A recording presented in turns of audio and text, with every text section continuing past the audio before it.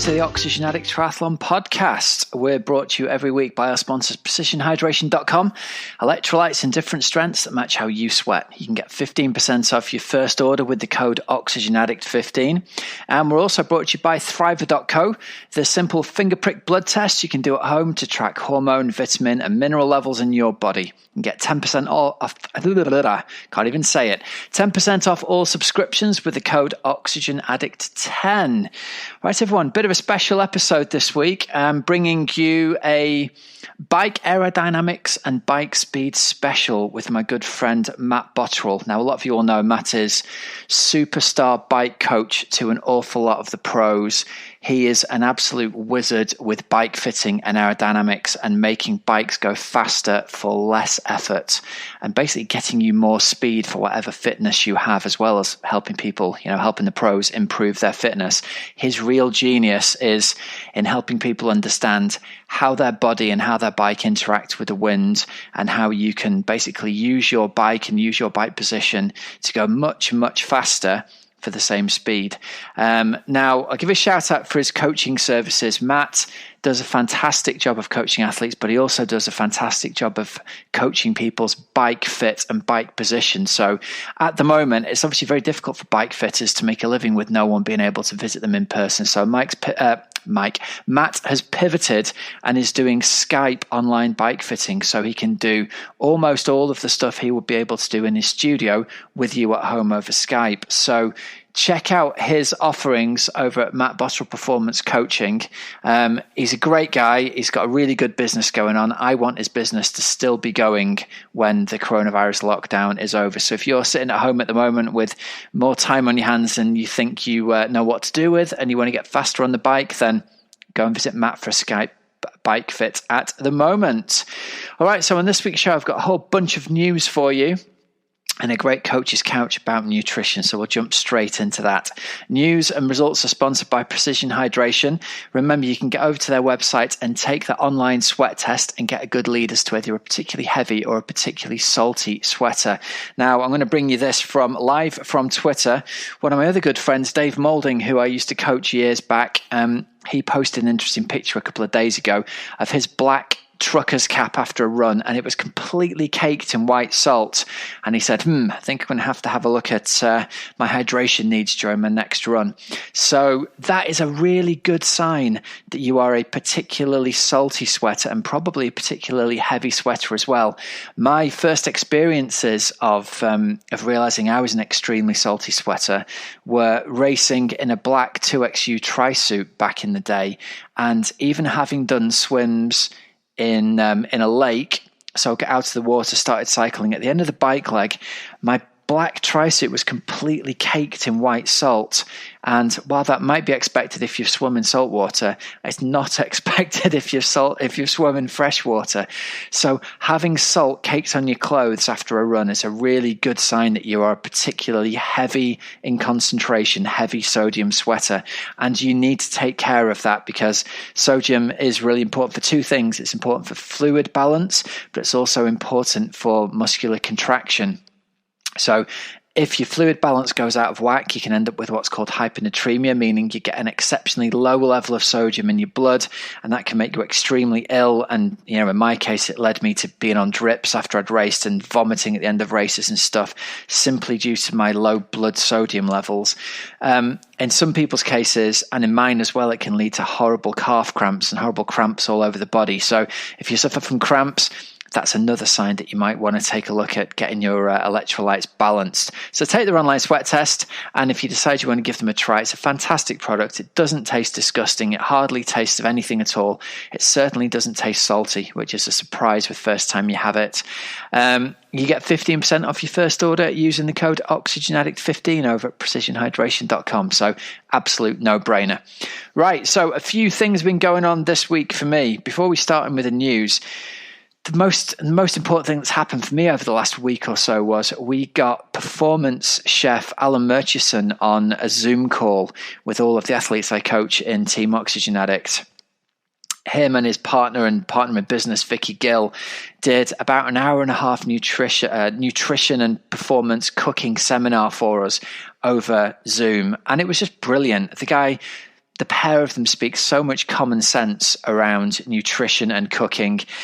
It isn't rocket science what they do, but it's incredibly important to do the right stuff. And if you're like me, if you've got almost no clue about cooking and how to cook, even the stuff that Ellen says, this isn't rocket science, it can be like a light bulb going off in your head. So just simple tips he gave us around decide what you're going to cook for the week and have a recipe, go through your recipes and then buy the food that you're going to want to cook that week, rather than just ordering stuff from the Sainsbury's online and eating whatever comes, has been a revelation for me. Having a 7 days worth of nutrition planning laid out in front of me and sitting down with the online order and going, right, I need to buy these foods, having a specific shopping list for the meals I'm planning to eat that week has been a game changer for me. So we were really lucky. Alan and Vicky gave us and our athletes 7 days worth of meal planners for breakfast, lunches and dinners for free as part of this nutrition seminar.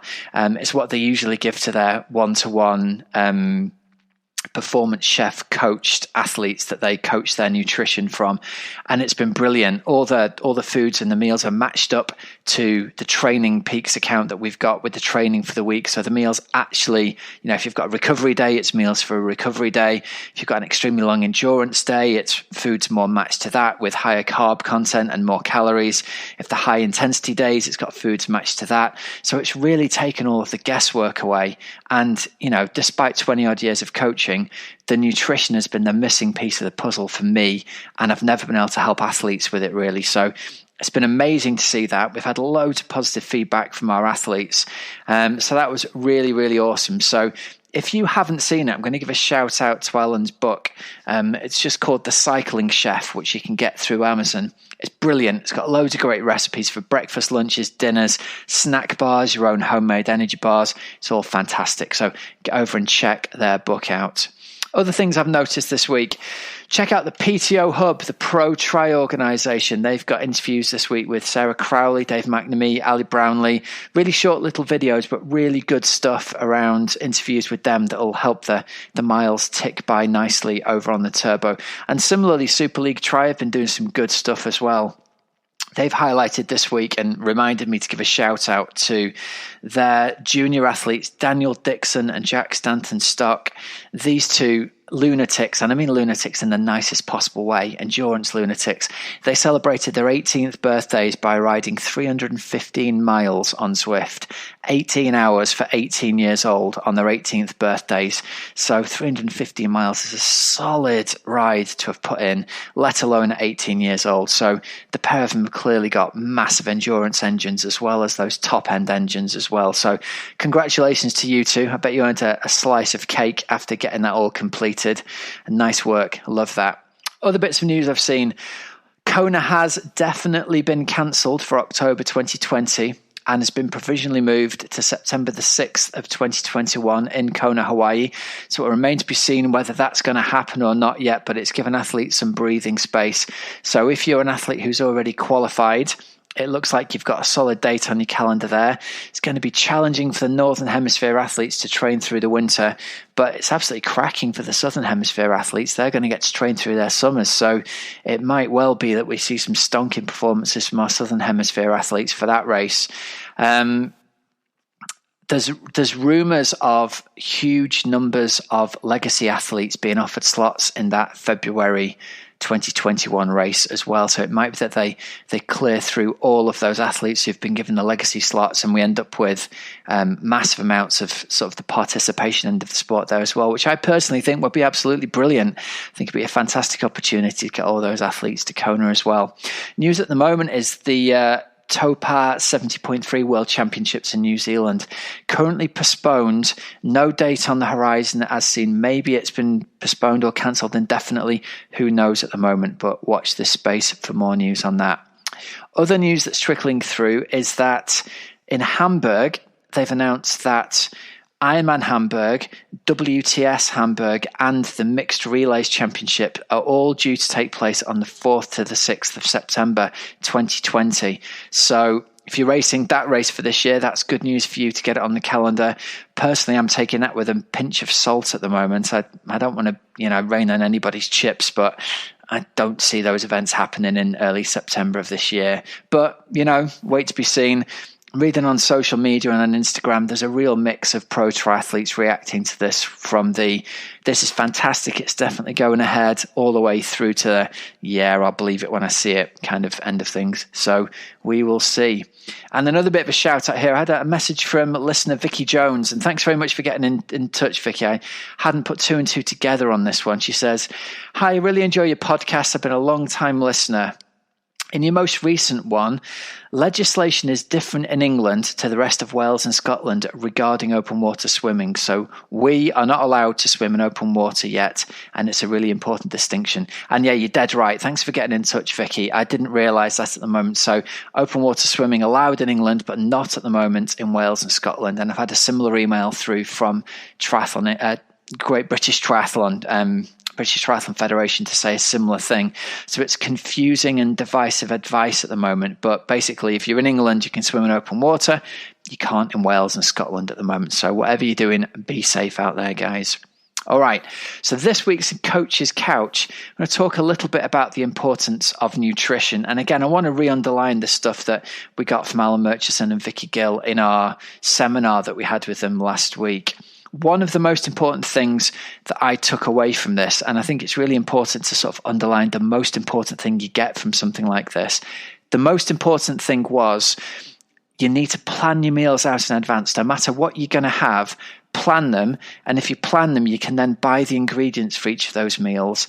And just like planning out a training plan, you can then plan those meals out to be the kind of things you need for the days that you're training differently. So for your recovery day, you're going to need higher protein and you're going to need a lower carbohydrate and lower calorie overall content. For your really big endurance day, you're going to need more calories. You're going to need a higher carb proportion. You're going to need to plan around that. And that then helps you to plan for the shopping for that week as well. Now, all this is going to sound really obvious to most people, but for me, and to a lot of people I've talked to off the record, they kind of do their online shop, or they go into the shops and they just buy what they see, and it ends up being a lot more ready meals than would be ideal. If you take the time to just plan out 2 or 3 meals a week with the good recipes you can get from Alan's book, it means that you're having these really quality meals 2 or 3 times a week at least. And lo and behold, I cooked one of his stir fries the other night. Really, really tasty. And there was enough left over to have for lunch the next day as well. So again, lunch the next day is taken care of. For me, I've personally never tried one of these Bircher mueslis before. Prepared it the day before after I had dinner and did the washing up. It was in the fridge the next morning, ready to go. And it was really delicious. And it's just introduced something slightly different. And it means that I feel as though it's kind of like a mental tick in the box for me. You've got a tick in this box around nutrition already. Well done. Feel good about yourself and crack on with the day. So I encourage you to do this. Get his book, have one of the recipes from it, do the cooking around it. They're not complicated. I was worried it's going to be really hard, but they're not complicated at all. And you can get higher quality nutrition and lo and behold, feel better during training because of it. So, like I said, we're really lucky. We've got this nutritional support from Alan and the Performance Chef now. All of our athletes are getting this 7-day meal plan for free when they join up that they can just, if they want, they can just repeat and roll it through week after week. Personally, I don't ever have more than 7 days worth of different meals anyway, so it's great for me. So all the team members are getting this sort of nutritional support free through the 7-day plan. Some of them have gone on to become one-to-one clients of Alan's and get their, personalized one-to-one food planning changing on a weekly basis, which is awesome. A lot of them don't need that. So really, I just wanted to say, if that's the kind of thing that sounds good to you, make a bit of a change now. We've got a bit more time at the moment on our hands, a lot of us. So spend that time investing in some skills that's going to allow you to increase your nutrition. If you're interested in some triathlon coaching at the moment, we've still got our offer on running for the rest of May that says if you join up with Team Oxygen Addict to get coaching, you can get an annual membership and have it extended all the way to September 2021. So, it's an extra 4 months or so at the moment. So if you want to talk through whether you'd be a good fit for coaching with me, you can set up a phone or Skype call with me. There's a link in the show notes to talk through the details. There's obviously too much detail to go through in the show like that. What you can do if you want a little taster is you can join us on our official Zwift ride, Tuesdays, 7:15 p.m. UK time, the OxygenAddict Triathlon Podcast Power Hour. You can just select that from events. You don't need an invite to come. It's workouts that are guaranteed to raise your FTP, make you a powerful and stronger biker for this coming season. And I think we had over 120 athletes on it last week. So we'd love to see you there joining us. We've also started doing a weekly 10-mile time trial for our team members as well on Thursdays, which was great fun. We had 61 of our coached athletes join us on a 10-mile time trial, with which I have to hold my hands up and say I got my backside kicked thoroughly by most of them. So I've got some work to do there. Now then, talking of improving our bike legs, we're going to go to this week's interview of the week, sponsored by Thriver. Thriver is a fantastic at-home, simple finger prick blood test you can do to find out what's going on in your body and with your health. For athletes, you can track iron, testosterone, liver function, vitamin B9, B12, vitamin D. Or if you're more interested in your health, you can track your thyroid function, your diabetes, cholesterol, omega-3 and omega-6, all the kinds of things like that. You can personalize your blood test and your subscription. It gets cheaper the less tests you choose, so it's really good value. And it gets posted out. You do the test at home, and it takes less than 5 minutes to do the test. Pop it back into the post and take it to the post box. So I think it's an absolute no-brainer. You can get 10% off your subscription with the code OxygenAddict10, and remember, there's links in the show notes. So this week's interview of the week is with my old pal Matt Bottrill. Now, this is a replay of an interview that I did with Matt back this time last year. So the start of this interview, you'll hear Matt talking about his race at Outlaw Half, which he'd just done as we recorded this. So there's a nice little bit of flavour at the start of this for people with absolutely battered legs and remembering back to how it feels when you've just completed a race. So it's nice to hear that. So this is an interview from almost a year ago to give it a little bit of context before we press play. All right, here we go. Let's do this thing then, Matt. Matt Bottrill, welcome very much back to the show. It's lovely to have you back on. It's funny chatting to you because we were standing side by side drinking coffee with sore legs at the Outlaw Half yesterday. So how are you feeling, firstly, after your pretty monumental effort on the bike in your relay team? Yeah, well, thanks for having me back, Rob. Yeah, it's always good to touch base. Yeah, I'm feeling pretty battered, to be honest. I'm so good to hear that. Yeah. So glad. It was a long day, obviously you get up early, you get out there, you go and do your ride, and then I've got to support the athletes that we had out there. So, I'm brain frozen today for sure. It cracks me up. You're saying to me beforehand, like, I'm not in shape. I don't feel like I've really got the power I used to have. And then you went out and rode, what was it, like 2:05:50 or something for the Outlaw? Yeah. I suppose you've always just related to where you know that you used to be. Do you know what I mean? And I know that sounds quite arrogant, saying, oh, well, I could go a lot faster, but I've lost a lot. Do you know what I mean? In this last 4 or 5 years. So, but you always do it. We all do it, don't we? We compare to where we used to be. But I was really happy. My aim was to ride 2:05 for the team, and I did 2:05:54. But what was more awesome was seeing Will ride 2:07. That was phenomenal. So I was able to bloody catch him as well. So. Well, it's dead funny, man, because me and my buddies, we rode out up and joined the course at it's like a T-shaped course, isn't it? And we were at the joint of the T, and we were watching age groupers come one way and then waiting for the pro race to come in the other direction. And Will came zooming by, and we put a split on him. And we were going, oh, Matt should be here any minute, because your swimmer was pretty handy. You weren't far behind, were you? Out the water? Yeah, I think we was about 5 minutes, and then there was another 2 minutes. Like they got a head start. Yeah. So, but yeah, I want to call him anyway. But let's talk about Will. What an amazing performance that was. He looked so smooth coming by on the bike. He looked like, when someone's going really fast, but they look really comfortable, and it means they don't look like they're going fast. He was just tapping a rhythm out and zoomed by. Yeah, definitely. It's been a long process with Will. We've been working together now, 18 months? Yeah. And Will's actually buying into this Aero Lark, which is really good, but it hasn't been easy. He'll be the first to admit that. One of the biggest things that we had, one of the troubles I've always had with Will was trying to get him comfortable on the saddle. So we addressed that issue. But, it's quite hard when you've got different sponsorship deals. You've got to ride different saddles. And then this winter we did some, we made some big changes to his aerodynamics. We took him to the wind tunnel with Jamie Pringle. And, his transformation has then been able to relate that onto the road. Because Will's, on paper, I'm not going to lie, Will's physiology is probably one of the best in the world. And, now we're getting him to believe in that, and he can see the speed that he's able to travel at. And that's what, I've been trying to drill into him for all this time. It's not just about power. It's about how we use the power, how we pace, and how we use the position on the bike. And, we've had some fun with it. My drill now, we have what we call Aero Monday, and he has to do his aero drills every Monday. And I'm not going to lie, he went to the wind tunnel and he's seen, the drag drop dramatically. And I was like, right, we've got this drag number now, but you've got to do the training. You've got to do the drills to enable you to hold that. And he's done them. And Aero Monday. So that's his Monday session. So it's good. I was really proud of Will yesterday. It was a nice confidence boost for him. And phenomenal, to be at the side of the road, shouting, at the finish, shouting him on, good day. As well as him obviously having loads of power and being super aerodynamic, he looked really comfortable on the run. I think he ran 1:16, and there's no question he could have gone faster. He just looked like he was just out for a Sunday stroll, didn't he? He was super comfortable. Yeah, definitely. Like, I'd worked it out going into the race. Like, I knew he was going to ride around 2:10. I always profile the course, and we look at, we download we use Best Bike Split. That's one of the biggest things I use.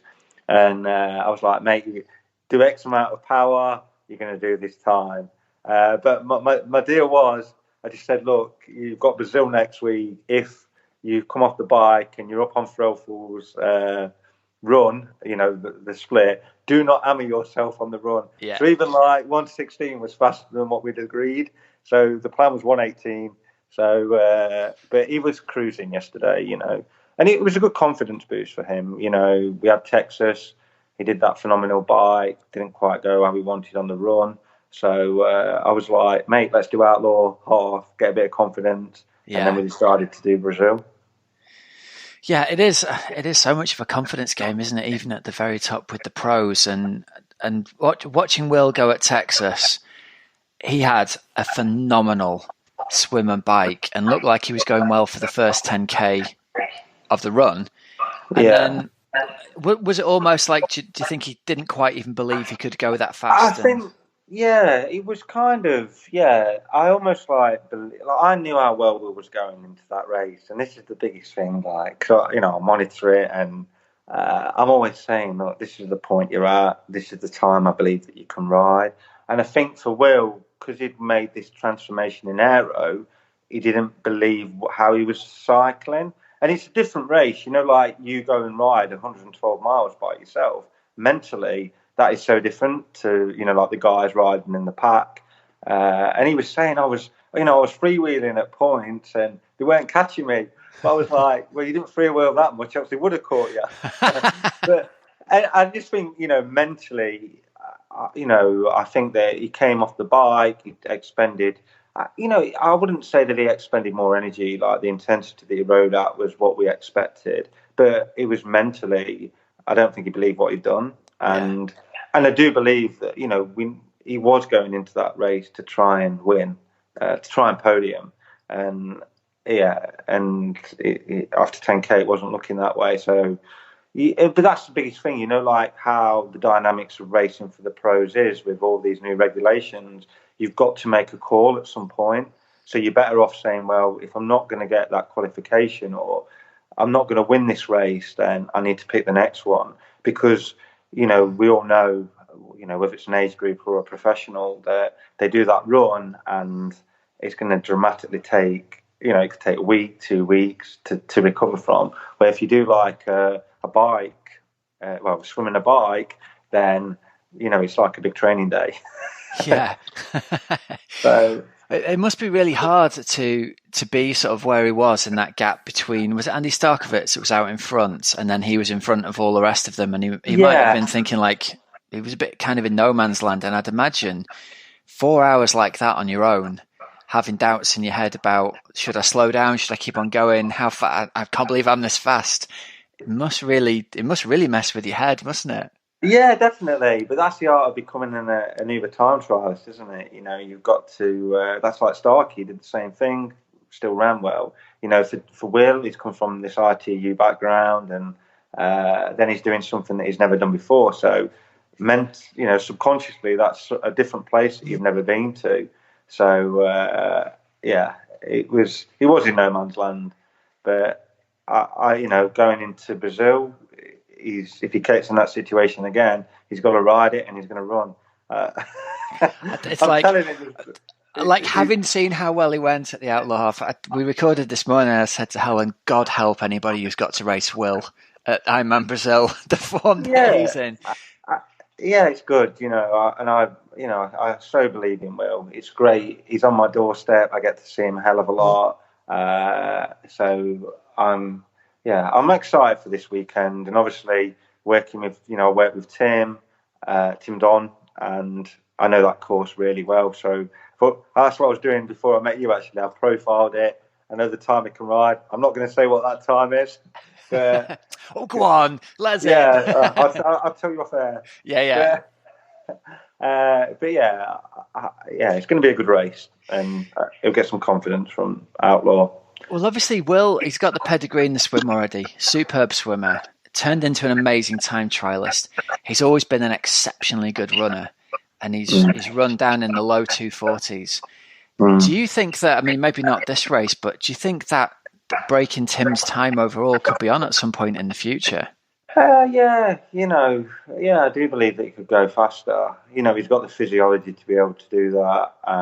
But we've got to get the race and the right conditions. It's obviously like the record then went to Matt Hanson, but who I also coach. Are you also coach? Yeah. It's a bit of a conflict of interest for you now, isn't it? Every time some another fast guy comes along, it's like, I'm beating one of my own athletes' records. Actually, I've got to admit, I struggle to believe it myself, but I don't know. He just won. I don't know. It doesn't matter if it's professional or an age group that we're working with. Your mentality is the same. That you just want them to succeed. I just look at them as an individual and say, right, if you do X, Y, and Z, then you're going to hopefully get this result. And it's a working process. Like for anybody that's like doing this sport, that you've just got to work on your weaknesses. And it's not always training. It's like mentally, or it might be an equipment change, or, it's all these little bits where in triathlon, there's so many marginal gains that you can find. You just got to find out, work on your weaknesses, and we all know that consistency is key. That's one thing that I really love that you've brought to triathlon bike coaching is an approach of going, well, do you know what? There's more to this than just getting really fit on the bike and riding to your numbers. There's, the first time we met and you had a bit of a swim and stuff, afterwards you said to me, I get it. Like swimming is just like time trialing. And I was like, what are you on about? And you started talking about how, I can feel the water on my shoulders. My shoulders are a different size because I've been doing all this swimming. And it's affecting my aerodynamics. And I'd never heard a cyclist talk before about feeling the wind on their body in the same way that I've heard hundreds of swimmers talk about feeling the water on their body. Yeah. But that was like a breakthrough moment for me for thinking, there's something to this. Like Matt feels how the wind goes across his body and moves his shoulders and neck and stuff around. So let's go back to the thing you were talking about with Will, with your Aero Drill Monday. That's something massive, isn't it, that triathletes can do to turn themselves into better time trialists? And this is what, like, the art of, Aero Monday, whatever day it is, like Aero Drills. It's the same as, like, we all do drills in swimming, like you'll do your school drill, you'll do doggy paddle, you'll do, I don't know, there's 1,000,001 drills, isn't there, out there? But what are those working on? They're working on technique, and you feel the water. I'm quite fortunate that, I've done this since I was 12. I'm now, so that's 42 this year. 30 years of cycling. That I can feel the wind, and that comes from like being in the wind tunnel, being out on the road. But I learned that because I never had the biggest engine, but I wanted to go faster, and I was like, well, how do I get quicker? Then it was a matter of improving my aero. And once I was able to get to this point, and I could feel it, through shoulders and hands and head, then I was able to bring that into my racing. And it's easy to feel the wind. It's like somebody, you've got a blockhead wind, stick your head up, lower it, you'll feel it. And you've got to, and it's getting those sensations. It's the same as, you can almost like be on your tops, go on to your drops, and, drop your head a little bit, and you'll see the speed increase. If it's on a flat section of road going downhill, you'll build that momentum. I can feel it a bit better than that, but it's just from years and years of experience. I learn visually, so that's what I've been able to bring into probably triathlon. That probably, I don't know anybody else at the minute that's kind of doing that. I might be wrong, but and obviously it's like any sport. It's going to evolve. People are going to pick up on this stuff, and times are only going to get quicker, especially on the bike section. But ultimately, that translates into run time as well, and that's the biggest thing that I've been able to see with the athletes, world class level, or amateurs. That it's not necessarily that we find them more power all the time; we save them more energy, and that translates into faster run times. So, yeah. I was going to say it's really funny because before I knew you very well, me and my mate used to look at photographs of you time trialing, and then the guys you coach time trialing. We used to have the standing joke that, like, maybe Matt's actually going and entering all these events himself and going under different names, and like, and he's winning all these events, but it's actually him, because all of your athletes look like you on the bike. They're all, like, loads of them are on the same bike, loads of them are in the same kit, the same helmet, the same position. And it's like, wow, that position looks really fast. Yeah, and it is. And it is, yeah, no question, right? Because I came down to see you for a bike fit a few weeks ago. So full disclosure to people listening, I came down and was like, all right, Matt, work your magic. The first photo we take, it looks like my grandma's out doing the shopping, and I was embarrassed looking at the photograph of it afterwards. Like, I thought I knew what I was doing. Yeah, it's triathlete position. Yeah. That's the first rule of thumb that we always say when someone comes into the unit. If they are a triathlete, they have to leave looking like a cyclist. Well, and it's a standing joke. So there's nothing wrong with looking like a triathlete, but it's just like a joke that we run. You've got to look. You've got to look the part. But it's no good looking the part and then you can't run off the bike. So we do account for that. Well, the other thing is that you come in, and for any triathletes listening who consider they've got a triathlete's position, the first thing to go is there is a much faster position for you, and it's not the one that you're in, it's the one Matt's going to put you in. So afterwards, I got my after photo and looked at it, and my mate Andy said, "You look just like Matt Bottrill. He's turned you into him." Yeah. Yeah, your position was a big transformation, but it was, like with what we did with you, it wasn't like massive tweaks. It was just like you've got a decent bike, and we just adapted it to fit, and that's what people are spending all this money on bikes. But I'm just shocked that, you spend all this money, whether it's age groupers or professionals, and they're not using the tool, for the job. They're not using it correctly. Which is surprising, because the gain, if you consider that your body is with your head, shoulders, and your whole body, that's 80% of your drag is going to come from that. So it doesn't matter what bike you buy, if you don't get that bike to fit you from a biomechanical point and an aero point, then you're almost like wasting your money. Of course, you'll go a bit quicker, but you won't see. You might find seconds, but to find minutes, you've got to reduce that drag. A lot of like a lot of athletes' drags are super high. They're like they're through the roof. It's almost like me riding on a road bike, which is it's a bit depressing really when you spent all this money on a bike and then you think, well, actually, I've not optimized it. Well, it was interesting for us. We stood at the roadsides during the Outlaw Half this weekend, and we must have watched literally 1,000 athletes go by. So we had this kind of, firstly, the critical eye of just being and clapping and cheering people on. But after a while, we started saying, have you noticed how many people are doing like the 5 things that you told us during the bike fit? Almost everybody was doing some of it or all of those things completely wrong from an aerodynamics point of view. And it almost became a standing joke that we were going, that and that, that and that, this and that. There's all these. So talk us through in terms of, I guess, like sequential easy wins for people when they're going out there in terms of what's going to improve their aerodynamics. The first thing we talked about was close fitting clothing, wasn't it? And it sounds obvious, right? It does, and that's what's coming into the sport now. Like in cycling, we've been wind tunnel testing for years, but now it's translating into triathlon. Like the clothing that people are wearing. Obviously, one of the big factors that's coming into the sport is years ago everybody used to wear short sleeves, which was like, you're giving away loads of time there. So those triathletes cut off at the shoulders, or a vest top, or like the classic triathlete's tri-suit.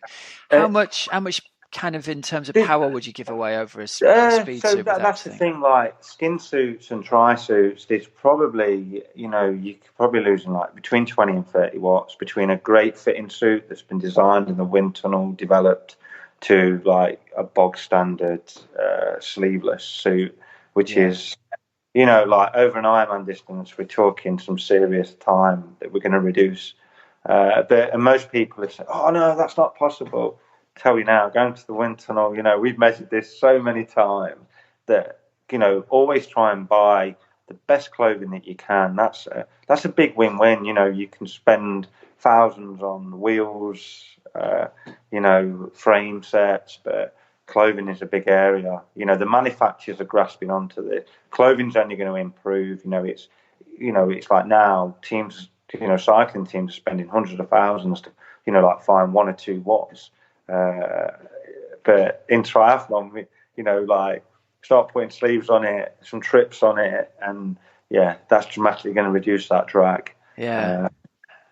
Well, one of the things that was interesting at Outlaw Half was obviously relatively early season race. It's sort of mid-May for people who might be listening later on. Quite chilly on race day morning. So I reckon 10% of the field was wearing something over the top of their tri-suit, whether that's a cycling gilet, whether it's a long sleeve jersey, whether it was a rain jacket in a lot of instances. Mm-hmm. How much is somebody giving away putting a jersey like that on over the 2 top to of 3 it? mile, probably 2 to 3 mile an hour. Wow, it's a hell of a lot. And there is a time, obviously, when it's freezing that you want to wrap up. But yesterday, as soon as you get moving, it's always cold when you get out of the water. But clothing like a long sleeve top compared to a skin suit, 2 or 3 miles an hour. It's crazy. Like if you're wearing a rain cape, then wow, you're going to be giving away a lot. So but it's all these little bits that potentially you're going to see those bike times plummet. So clothing, body position. Clothing, but we'll come to body position in a bit for sure. In terms of helmets, getting a correct fitting Aero helmet on somebody as opposed to them just riding in a normal road helmet, what sort of gains is that going to give somebody? Again, depending on the individual, if they're riding like they're just riding an open vented helmet compared to like an Aero helmet, then again we could see another 20 watts there. Wow. It's phenomenal. Like the gains that you can make just in helmet and tri-suit, Aero tri-suit. But again, when it comes to optimizing a helmet, there isn't such a thing as a fastest helmet out there. It's very much you need it to individualize to you.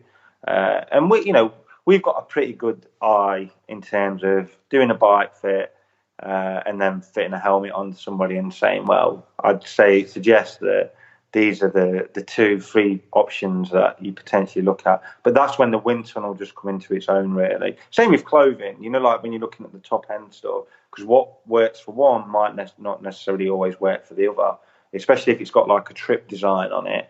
But yeah, when we do a bike fit, I'm pretty confident that we're going to get you, we do the bike fit, but then we're going to get you in an helmet that's going to fit you. And a lot of people, honestly, they buy these helmets, they're not even fitting them correctly.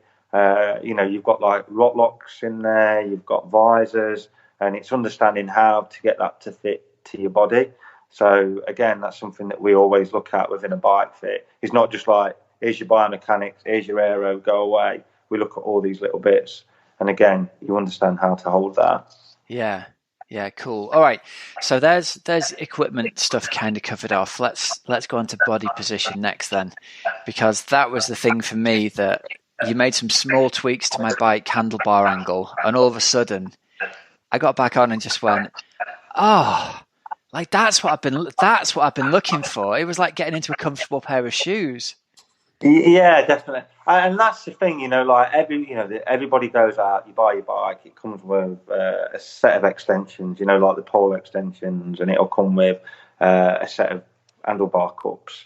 But the problem that you have is that everybody's body shape is so different. Some people can't lower the head. Some people, they can't rotate the shoulders. Some people have got wide shoulders. Some people narrow shoulders.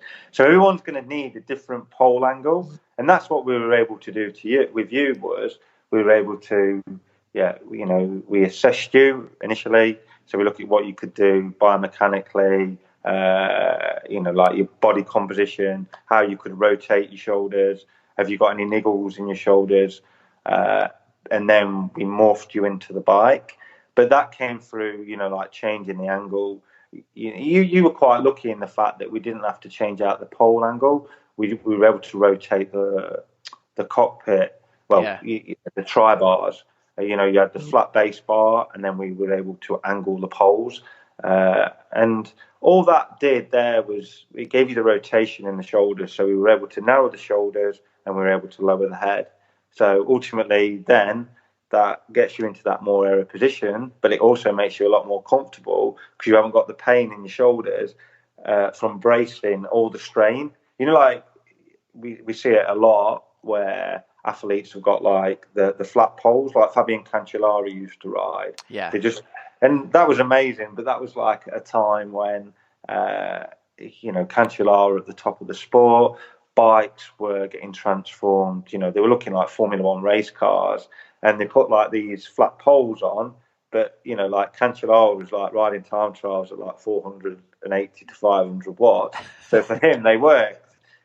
But for most people, those flat poles are like the worst thing. People get wrist pain, they get shoulder pain because they're just bracing all the weight through the body.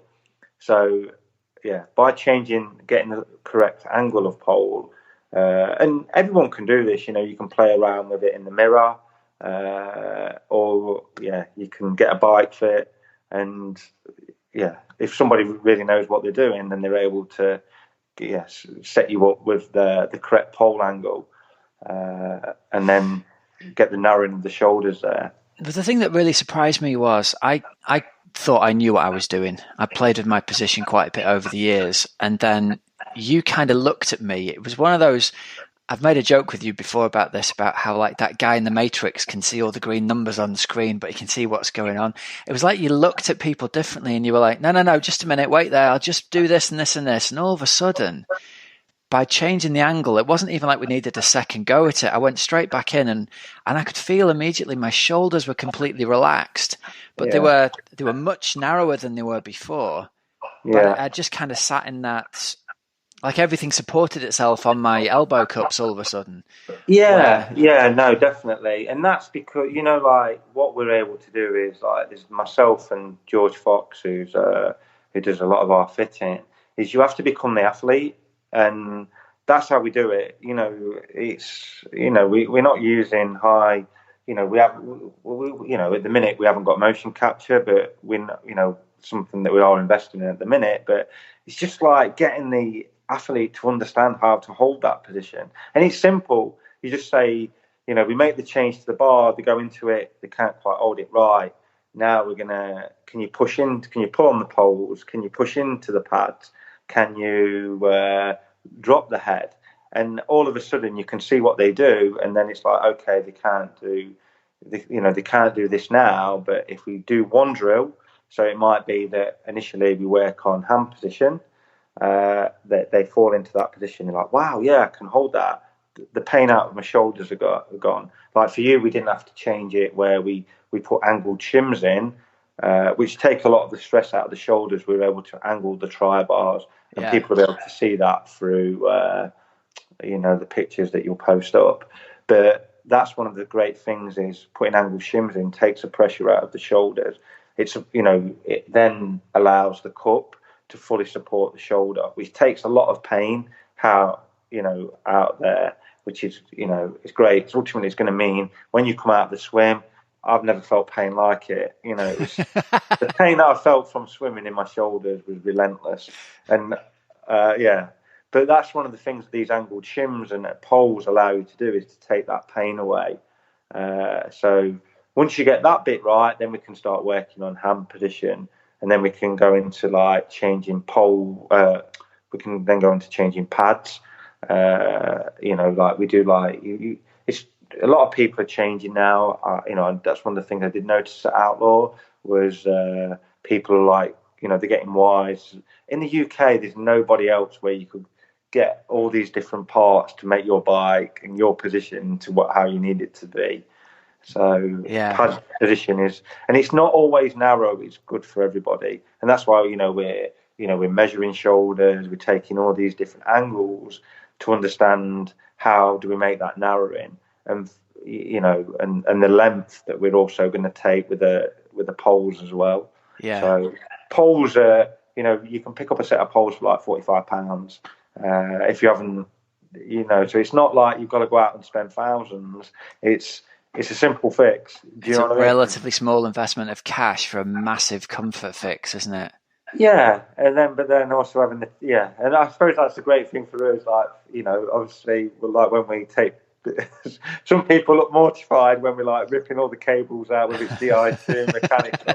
But that's just like, we've got the confidence to be able to do that.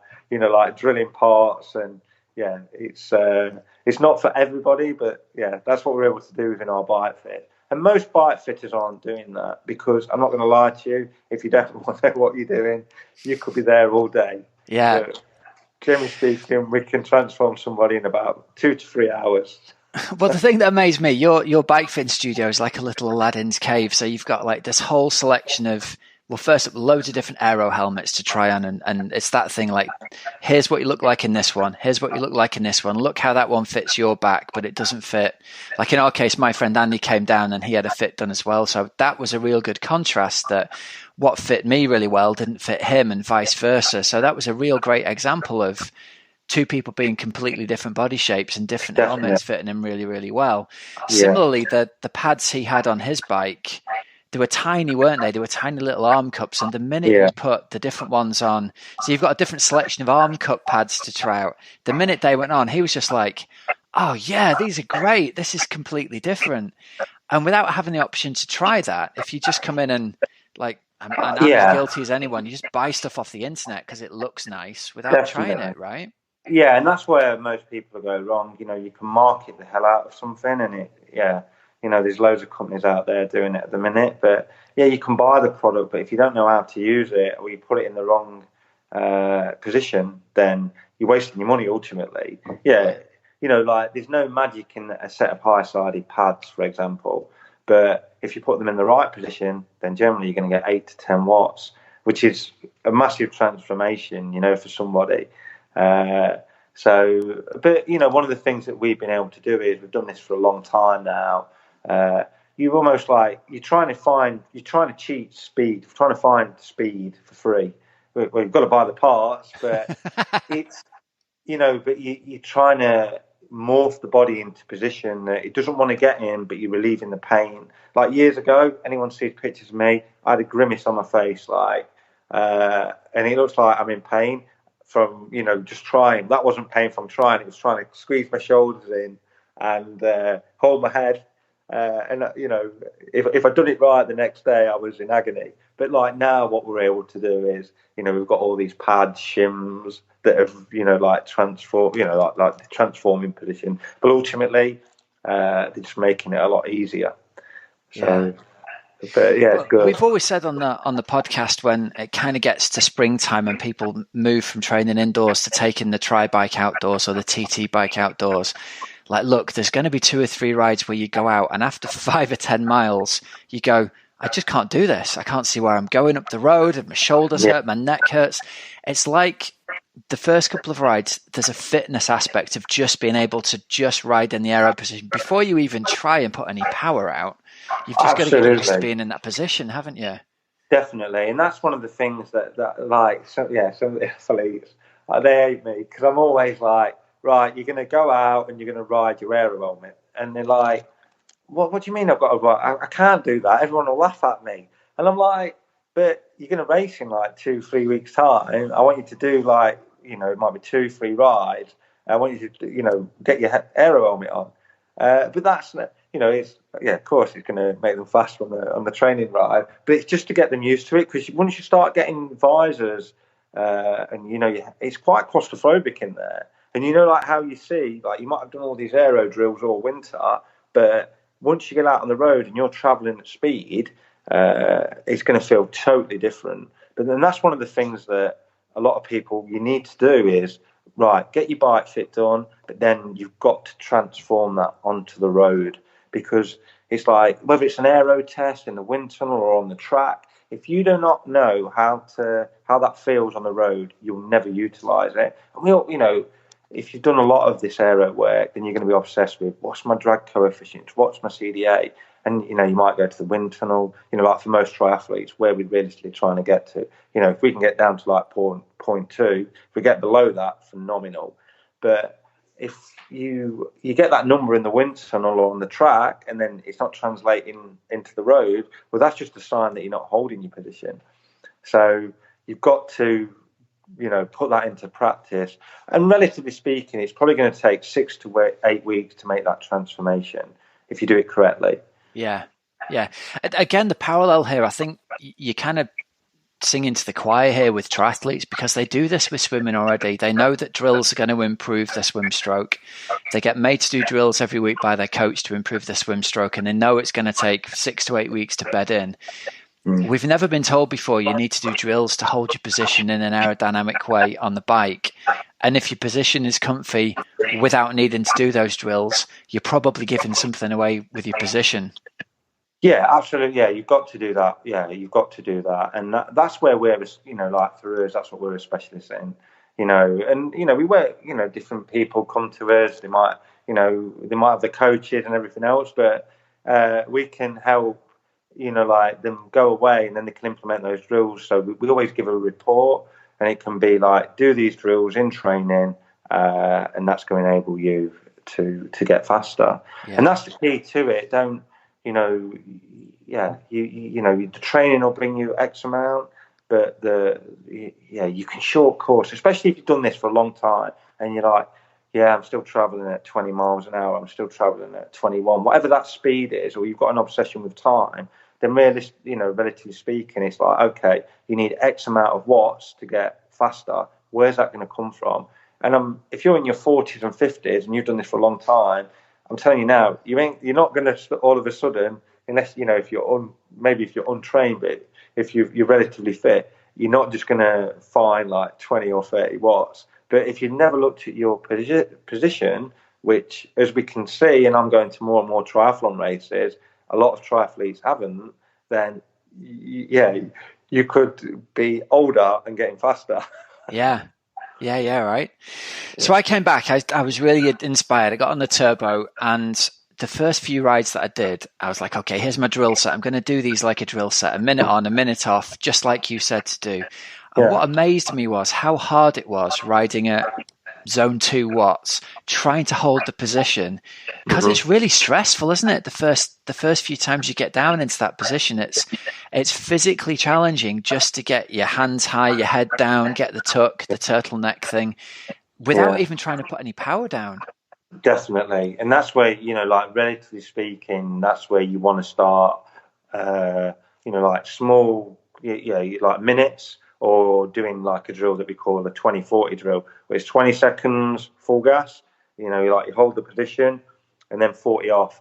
And you can do like blocks, relatively speaking, even like 5 minutes of doing that. And you say you did that over an hour and you put like four of those 5 minutes into an hour block, then you've just got to get that muscle memory and that adaptation, and it'll soon come. Do you know what I mean? Once you start that, that's when you can start building the power up, and that's when we can be saying, right, do your threshold intervals, do your, like your long endurance ride, do 20 minutes in that position, and that's one of the biggest things that I build up over time. Like through a training program, that you build those sections up. And what goes wrong is people do it and then they'll come to the end of the year and then they leave it again. Do you know what I mean? But you've always got to build those drills, and it's like your bike fit. Don't just get a bike fit once. You've got to revisit it, because hopefully you can find a bit more. Because if you're coming in, you cannot do everything in one fit. You can do a lot, and that's where the big gains are. But then the marginal, the next marginal gains will come from revisiting things. I've done this so much, and I'm still trying to find, like, I'm going to the winter on, this Thursday, just to try and find, like, is it 1 or 2 watts there? But, we always want more. Well, let's talk about some of the athletes that you've worked with over the past couple of years then, and the differences that we've seen to them. We've already talked quite a lot about Will. Obviously, you worked with Tim, and he's made this amazing comeback, hasn't he, after his crash?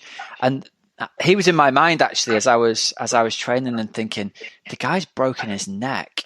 How is he getting his head down into this position? And that was what was quite funny. Like we joked about this, because I'll never forget it. It was like we had Tim obviously had the Aero, and we had this 4-way Skype. So there's his manager, there's me, and then there's Julie.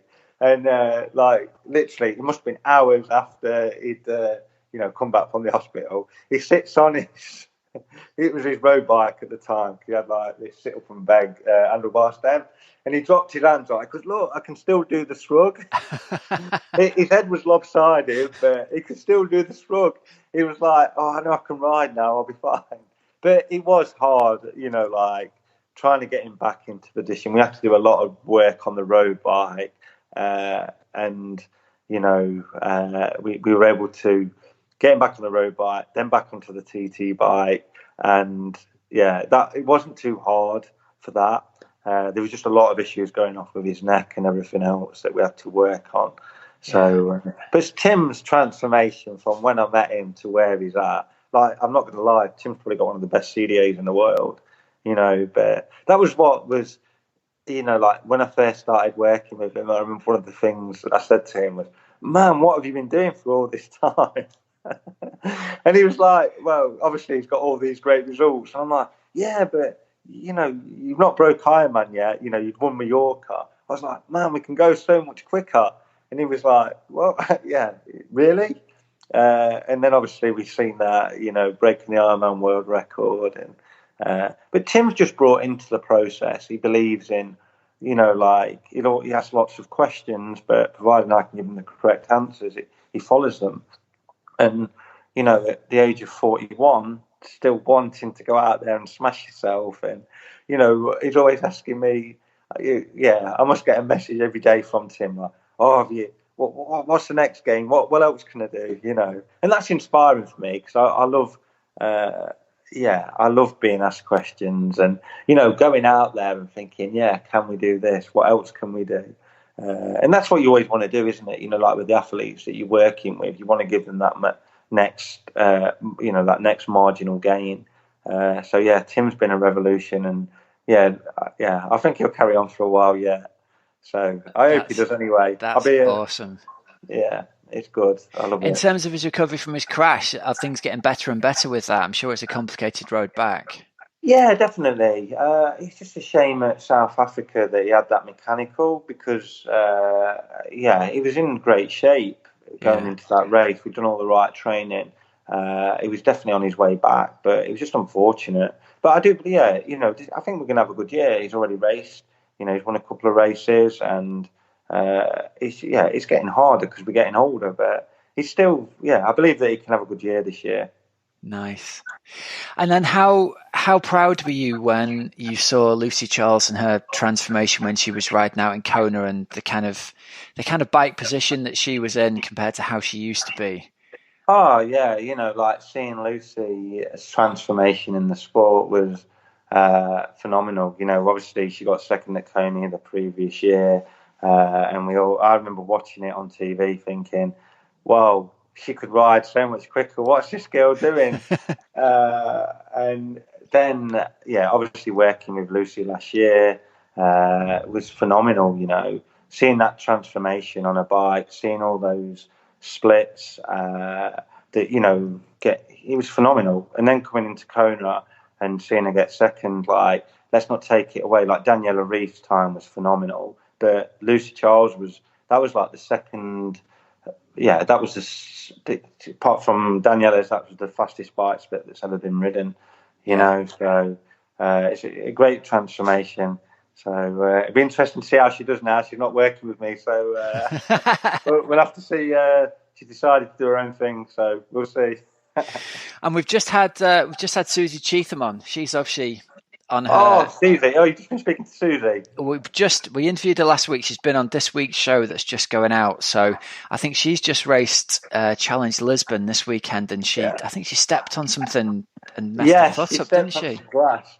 What the chances?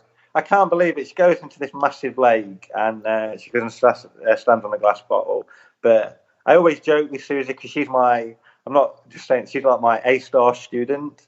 You look at like Susie Cheetham, and we always laugh about this because before we got the unit, I met Susie. She came to my house, and we did she was on like this P5X, and I didn't have a bike stand because disc brakes had only just come out at that time.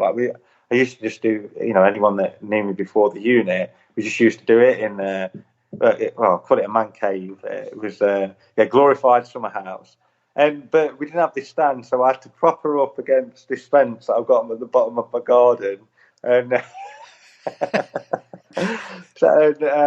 do this bike fit on her. But it's probably one of the best. It was an amazing bike fit, but she just took it on board, and phenomenal, and I love working with Susie. Me and Susie, we have some great banter, so. She's probably, again, like her position on the bike. If people look at her back, like when she did Ironman Brazil to where she is now, massive transformation. A key, that's probably one of the biggest things that you can see in head position, the difference between now and where it was. So, Susie, she's a great athlete. Love working with her. And, Let the banter continue because we always have plenty of it. And you've already touched on Matt Hanson. Obviously, he had his amazing race out in Texas 2018 where he broke the standing world best there with that. Yeah. That, again, must have been another... You were watching that and going, the guy's ridden up to the front pack, he's ridden through the front pack, he's ridden off on his own. That's been an amazing transformation as well, hasn't it? Yeah, it has. And Matt's just taking it on board. Again, another athlete the main difference with Matt was like Matt is is a robot. I call him a robot. It's literally, I've cracked him twice in training. And when I did it, it was like the best feeling ever because mentally it was like, yes, I've got him now. But he just couldn't translate power out on the road compared to what he could do, he could do on the turbo trainer. So, again, it was phenomenal just getting that understanding. And you've got to realise this has just been done over Skype calls, and because Matt's in the middle of nowhere in America. and just through Skype calls and then translating it onto the road. But just working with Julie, like I love working with her. Like Julie Dibbons, people just Google the lady, she's phenomenal. Legend of, I mean, I'm sure everyone listening in the UK has heard of Julie, but you and her you make quite a phenomenal triathlon coaching team, don't you? Yeah, and the respect that we've got for each other and how we get each other, like her mentality and thinking is just so on par with mine. It's ridiculous. Like I never forget, like it was Tim Don that brought me and Julie together because, I was coach. He'd left Julie, then he started working with me and the synergy wasn't quite working. I was like, mate, there's a missing link here. We've got to do something. And then, I always remember we had this guy, so he was like, right, I need to think about this, and went back to Julie, and she was open to working with me, and I was the same. And we had this Skype call, and then the conversations got quite heated through text. Like, I remember saying to me, what do you think it takes to win Ironman? And I was like, what do you mean? Of course I know. I'd helped Timo Brack win it, but all she was she just wanted a list of my break, like a breakdown. And once that settled in, I was like, I've got to just make a list here. And then I went back to her, and our lists were like pretty much identical. And it took about 2 weeks, like back and forth with texts. But once we, like our whole concept was we've got to do what's best for the athlete. We might have this, you're a coach, I'm a coach. We've got these different ideas, but we've got to bring them together and get the most out of Tim. And that's what we've been able to do, Like Julie's, in my eyes, the best triathlon coach in the world, She's phenomenal. And, I help her out a lot with bike fitting and other athletes that she's got. And, I'd be a bit lost without Julie, I have to admit, It's good to have that support where if, you know what it's like with coaching, like no person, some might say they've got all the ideas, but I tell you now, they haven't, But sometimes it's good to have that security there to say, oh, yeah, I've got this idea. What do you think? And that's what we're able to do, really. And that's why we can get the results. And, yeah, I love it. I love being in triathlon, I feel so grateful that I've met all these great people and, I'm doing my part. I'd love to do it more myself, but just time doesn't permit. It's almost given you like a second lease of athletic life, hasn't it? In a way, as your time trialing career you brought that to a close. Then it was like I remember seeing the passion in your eyes, going, "Now I've got a whole other sport I want to conquer." Yeah, no, it was the thing. I came into triathlon like, it's like most age groupers. I want to get to Kona. That was my goal. But then I started doing it, and I was like, "Wow, this is kind of there's a lot to do here." But I enjoyed like the training process, and I got addicted to the training, and I've got an addictive personality. So as soon as I start something, it's like, "Oh yeah, I'll do this for a laugh." But then it's like, okay, I did. Then time starts to come into it. Then power starts to come into it. Then heart rate, and it's just like all these things. And then before you know it, I'm like, thinking, I went away from trying to win all the nationals and. And now at that point where I'm breaking it all down again, and it takes a lot of commitment, and that's why I've got so much respect for people that do the sport. Is just like the commitment that they put on themselves to compete is phenomenal, and I've got like so much respect for everybody doing it, and I'm and it's a standing joke. Like I do a lot of work with like the Lotto guys. And they're all telling me about the training, and then I'm like, yeah, but compared to triathlon, the overall load isn't that much. and it's quite funny because Victor Campenaerts, he was actually a triathlete before he turned into a cyclist. So he kind of gets it. So that's good. I love it, man. So listen, last thing I want to ask you about, what's next for you, Matt Bottrill, the athlete? What have you got lined up outside of the bike fitting and the coaching of other athletes? The fire definitely burns within you, doesn't it? Yeah, there is. And I have constant mental battles with myself, if I'm honest, that I know that I can never go back and ride like national championships and I could go and I'd probably get potentially get top 10, top 20. But when I've been there and done it for such a long time, that's not for me now. There's like this World Age Group Masters that I would really like to do well in. The qualification for that is in a couple of weeks. So I'd like to go there and do well. But beyond, I don't know. I just want to enjoy it, and that's why I want to do. It's like doing the relays and just like stuff where there's not loads of pressure. You know, I started this year really well. I won like the Eddie Sowins, which is a big classic race in the UK. You know, it's like 21 years since I last won that event. So it's quite nice to do little bits like that. But ultimately, I kind of want to just enjoy it. I want to keep fit enough so I can always ride with my athletes and just ultimately just do everything that I can for them, because I made so many mistakes that I think that's my process now, is still being involved, and I'll do racing as and when I want to, but I've got to like lay the pressure off myself a little bit, because it's very hard when you've been so competitive. But ultimately, I just want as a coaching company just to succeed with what we're doing, and that's more glory than I've ever achieved in my own cycling career. To, not seeing people make the mistakes that I made, because I'm telling you now, there was lots of success, but there was more failings. All right, man. So listen, if people have liked what they heard and they're interested in getting in touch either regarding coaching or bike fit for triathlon, where do they go to find out more? Probably the best place is just go to the website. It's www.mattbottrillperformancecoaching.com. You can find me on Instagram, on Twitter. If you want to see the pictures, the transformations, then follow us on Instagram.